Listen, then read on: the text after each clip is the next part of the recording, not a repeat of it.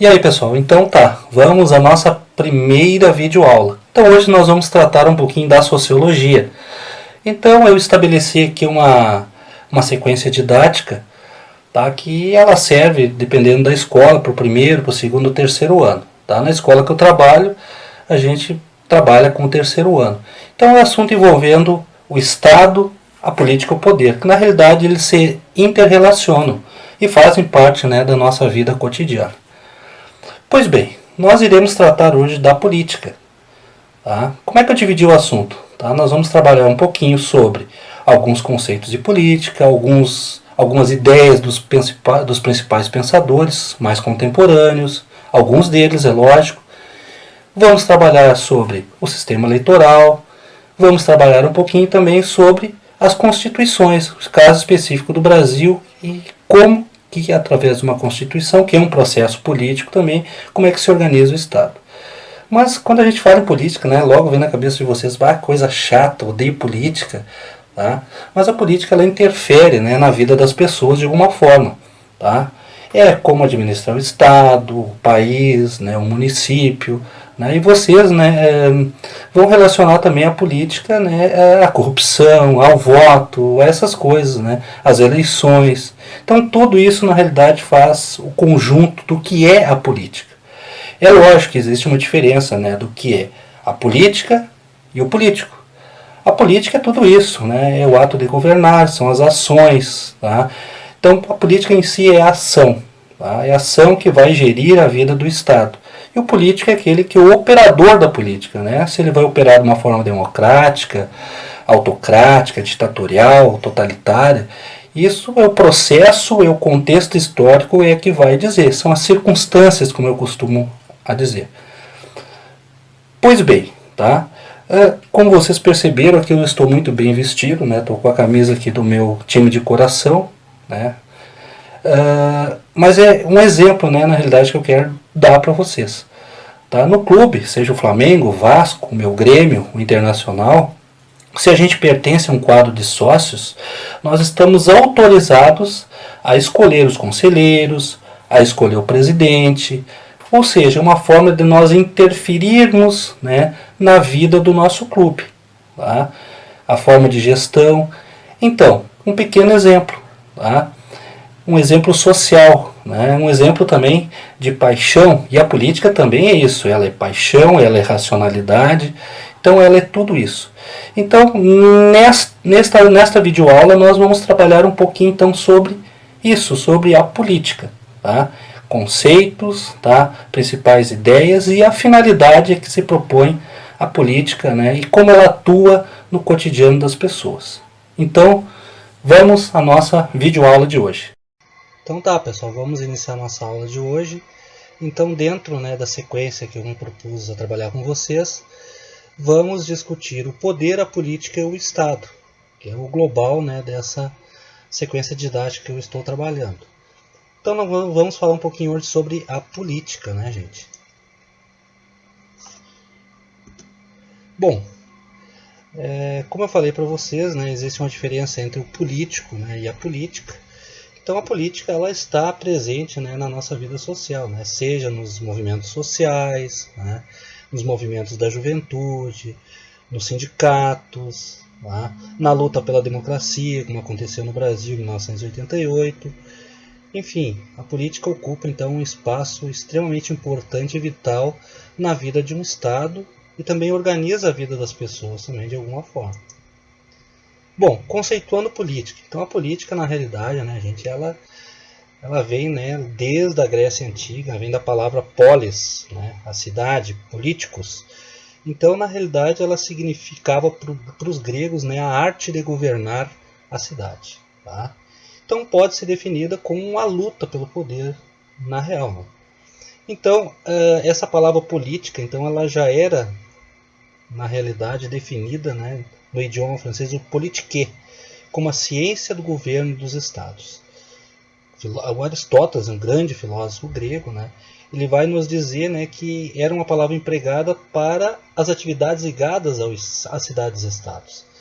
Bom, já no século XVIII, né, com as revoluções liberais, então a política ela vai passar a ser empregada, né, como na realidade a arte, né, vamos colocar assim, de designar as atividades relativas, né, como o Estado deveria se organizar e como deveria ser controlado.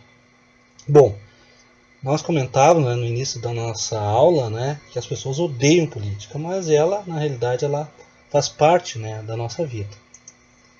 Bom, na sociologia, tá, ou nas ciências sociais, né, sociologia eu acho erroneamente empregado, né, mas nas ciências sociais, né, o fundador da sociologia, a gente sabe, né, o pai da sociologia, como vulgarmente chama, foi o Comte, né, e o fundador que deu um embasamento teórico foi o Durkheim.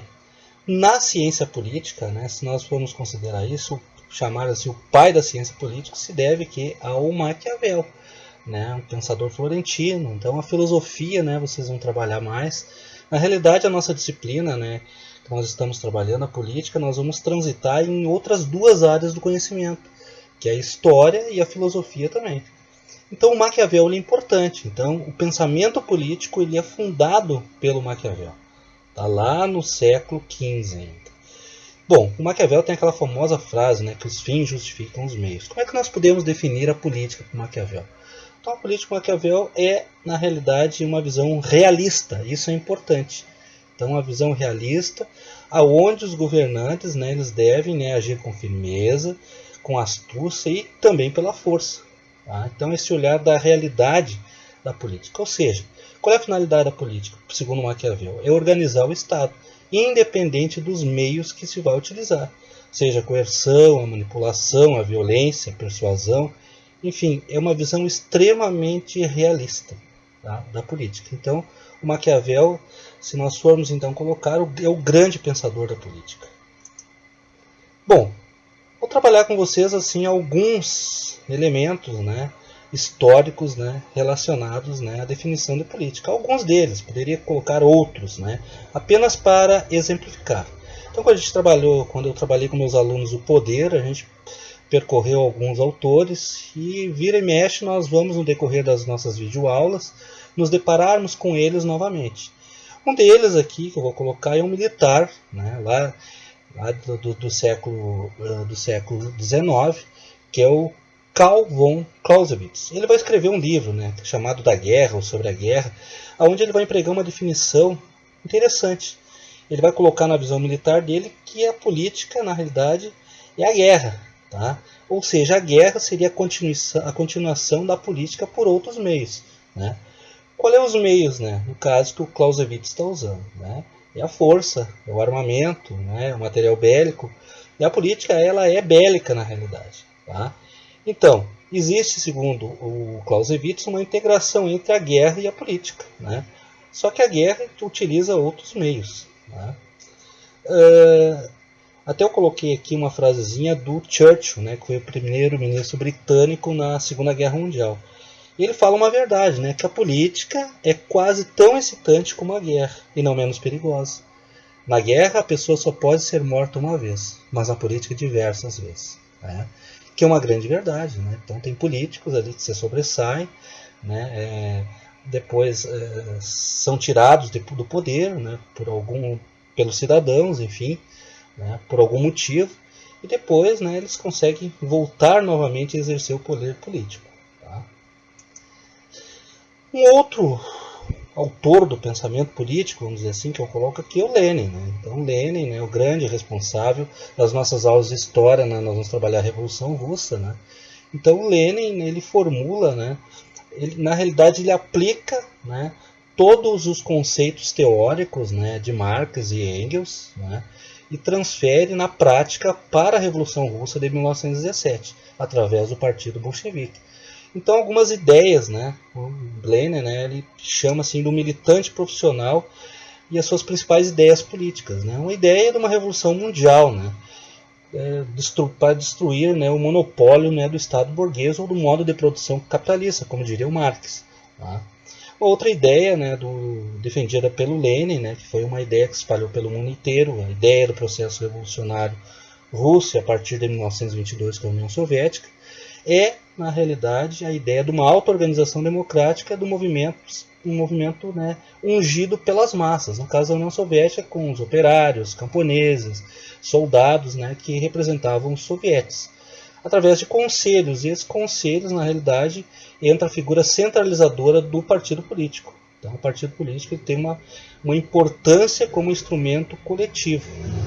Então, a ideia do Lenin, a ideia do partido único, da ditadura do proletariado, a ideia da expansão de uma revolução mundial, né, onde as pessoas, né, vencessem o modelo capitalista, né, e se instaurasse a justiça social. Um outro pensador que eu coloco aqui para vocês, né, muito controverso, é o Carl Schmitt. É um alemão, tá? Foi jurista, filósofo, professor universitário, não. E ele viveu, né, o século XX, né, então ele é muito criticado porque ele teve uma aproximação muito grande do nazismo de Hitler na Alemanha, inclusive sendo um grande orientador, vamos dizer assim, da política nazista. Mas, assim, ele estabelece um conceito interessante, até mesmo pelo contexto histórico, né, que o Carl Schmitt viveu, que é a relação amigo-inimigo. Então, durante a Segunda Guerra Mundial, é o contexto que o Carl Schmitt vai viver, a qual ele vai dizer que existe uma relação antagônica, né, pela disputa do poder político, em que alguns são os amigos e os outros são os inimigos, e estabelece uma guerra, né, pelo poder entre ambos. Tá?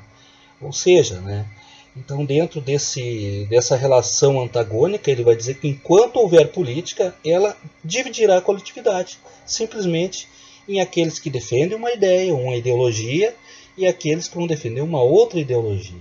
Tá? E o que está em jogo, né, a disputa política, envolve na realidade esse dissenso, esse antagonismo. Ok?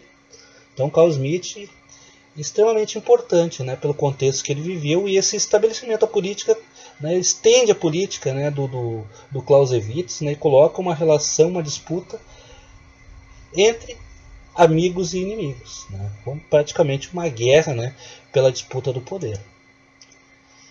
E uma das definições mais importantes, né, coube também a um alemão, o Max Weber. O Max Weber ele morre em 1917 e tem um livrinho que ele escreve que se chama A Ciência e Política, Duas Vocações, aonde na política duas vocações ele vai colocar a seguinte situação. Tá? Existe duas formas daquele que exerce a política. Tá? O operador da política, como eu falei no início da aula para vocês. Tá? Aqueles que vivem da política e aqueles que vivem para a política, que é um ato de vocação, é um ato profissional. Então, o político que vive da política, tem um caso muito particular aqui no Brasil, né, é aquele que depende economicamente da política. Tá? Então, segundo Weber, esse indivíduo ele não irá contribuir tanto com a política. Tá? Na realidade, ele vai se utilizar por seus interesses particulares, conseguir uma determinada renda, e na visão do Weber vai prejudicar a capacidade de distanciamento, né, para uma análise mais racional dos problemas que envolvem o cotidiano das pessoas, enquanto um profissional da política. Então esse é o que vive da política. Agora aquele que vive para a política já é o político assim considerado o tipo ideal. Tá? Aqueles tipos ideais weberianos. Tá? Os tipos de dominação, seja ela racional, legal, seja ela carismática, tá? Enfim, então aquele que vive para a política, aquele profissional realmente vocacionado, tá?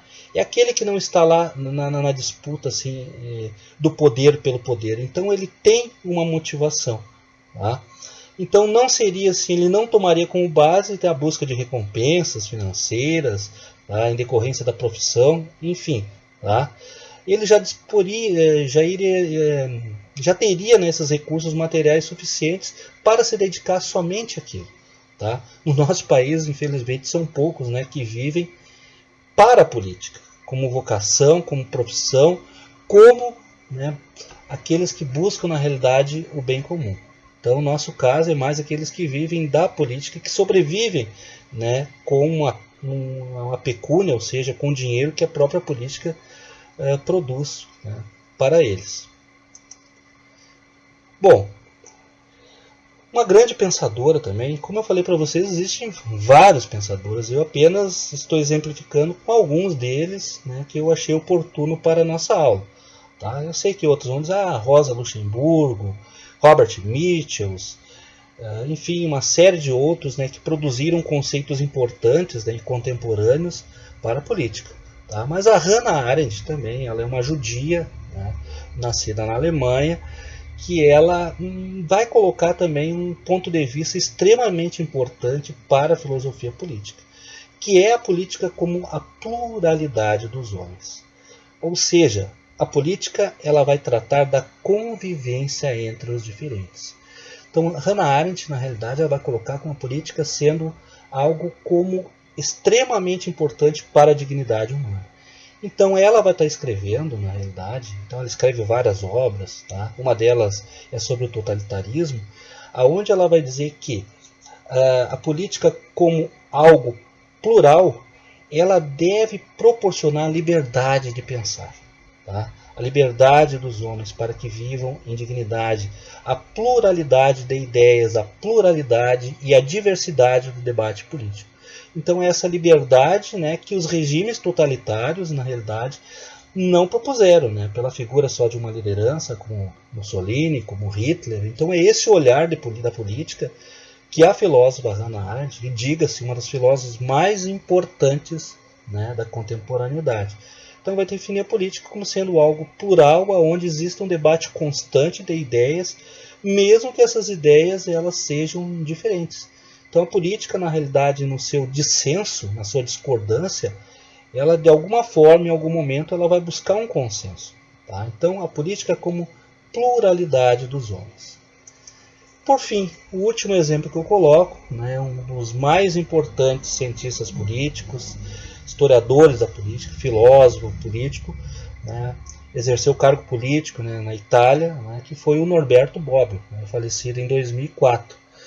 Então, a política também ela está a serviço, né, dos sistemas e das formas de governo, tá? Seja uma forma totalitária, uma forma ditatorial, ou da própria democracia. Então, o Bobbio ele vai ser um crítico, né, dos regimes totalitários, vai ser um crítico da política italiana. A contribuição que ele vai dar é no sentido da democracia. Então, ele vai estipular algumas regras, são 6 regras no total, que ele vai chamar como regras universais processuais. Tá? Ou seja, que vão estar de acordo com o universo da política dentro de um determinado procedimento. E essas normas defendidas pelo Bobbio, tá, é que vão estabelecer o quem e o como vão se tomar as decisões políticas. Bem como, através dessas regrinhas, tá, do Bobbio, nós podemos identificar se politicamente um país é democrático ou não. Um exemplo que eu coloco aqui para vocês é a segunda regra do Bobbio. O voto de todo cidadão deve ter igual peso. Tá? É uma das 6 regras. Tá? Então o Bobbio defenderia nenhuma dessas regras para um país ser democrático, né? Que o voto do cidadão é um diferencial, ele deve ter igual peso para todos os cidadãos, independente da classe social e econômica a qual pertence. Pessoal, finalizando então a nossa aula de hoje. Tá? Afinal de contas, qual é a finalidade da política? Tá? Então eu coloco aqui em cima um conceito, tá bem muito cheio aqui meu slide, mas até mesmo, né, é um resuminho, né, para que vocês deem um pause ali e possam ter um material ali para recorrer. Então eu coloco assim uma definição minha, tá, que a política é discurso, é um combate intenso, é o estabelecimento de prioridades em um determinado contexto histórico, através de ações que independem na realidade dos meios e que seja atingido um determinado fim dentro das circunstâncias que se coloca. O que eu quero dizer com isso, pessoal? Que os fins da política, tá, eles são tantos quanto são as metas que um determinado grupo organizado vai se propor a defender, e de acordo com o tempo histórico e as circunstâncias que vão se colocar. Tá? Por exemplo, em tempos de guerra, tá, a política vai ser utilizada de uma maneira, quando existe um conflito entre a soberania de 2 países, vai preponderar o quê? As relações internacionais, as embaixadas, tá? E dentro de um quadro interno, né, das lutas sociais, vai definir também qual é o procedimento que um determinado governante, né, ele vai utilizar. Por exemplo, nós temos uma greve, tá? Uma greve que vai parar todo o país. Então o governante ele vai ter que tomar uma atitude de como ele vai conduzir a sua política governamental numa situação de instabilidade interna, bem como, né, numa situação de guerra, qual é a decisão, quais são as pressões que vão ocorrer, tá, que vai levar os governos a definirem as suas políticas. E quando eu falo numa determinada circunstância, ou um determinado contexto histórico, então nós temos vários exemplos de como a política atuou em determinados contextos históricos, né? Nosso caso, no Brasil, né? Nós tivemos vários momentos, né, desde do Brasil Império, passando pelas repúblicas, pela República Oligárquica, né, chegando até o processo de redemocratização. E no mundo também, né? Então, várias formas que nós podemos ver como a política, na realidade, ela transita, né, na vida das pessoas. Pessoal, na nossa vídeo de aula de hoje, então, nós procuramos, né, falar um pouquinho sobre a finalidade da política, o conceito de política e alguns exemplos, né, de alguns filósofos, juristas, historiadores, cientistas políticos, de como a política ela vem sendo pensada nos seus contextos e nas suas circunstâncias. Tá? Então, até a próxima aula.